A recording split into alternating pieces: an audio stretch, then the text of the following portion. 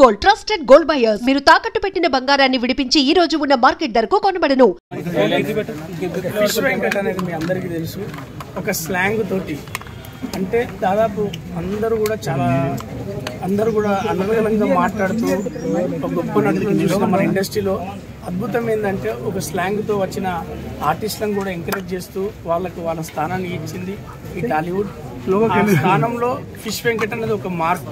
మనందరికీ తెలుసు, ఆది చిత్రంలో జూనియర్ ఎన్టీఆర్ గారి చిత్రం ద్వారా తొడగొట్టు అన్న ఒక డైలాగ్ తోటి ఒక కెరీర్ను బిల్డ్ చేసుకొని ఒక అద్భుతమైన స్థానాన్ని సంపాదించుకునేవాడే ఫిష్ వెంకట్.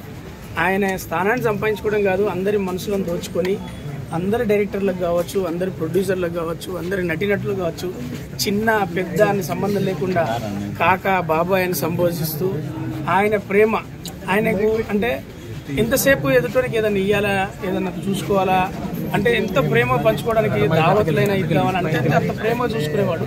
సరే, మనందరికీ జీవితంలో నటీనటులకు అంటే మేము అలాంటి చిన్న ఆర్టిస్టులు గొప్ప నటులను చూసి నేర్చుకునేవి ఉంటాయి. ఇలాంటి మా బాబాయ్ని చూసి నేర్చుకునేది ఏంటంటే జీవితం అనేది చాలా విలువైంది, దాన్ని జాగ్రత్తగా కాపాడుకోవాలి, సమయాన్ని గుర్తించుకొని ముందుకెళ్ళాలి.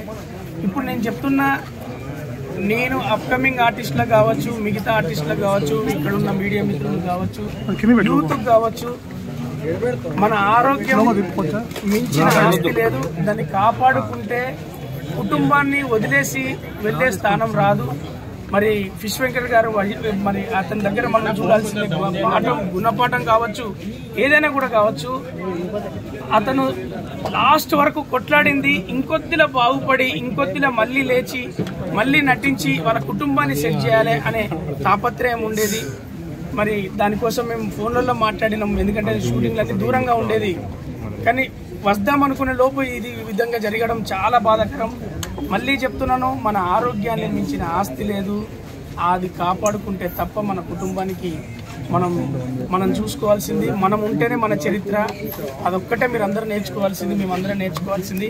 ఆయన ఎక్కడున్నా ఆయన ఆత్మశాంతి కలగాలని, వాళ్లకు ఆయన ఆశీస్సులుండి, వాళ్ళ కుటుంబానికి ఆయన ఆశీస్సులుండి, వాళ్ళ పిల్లలు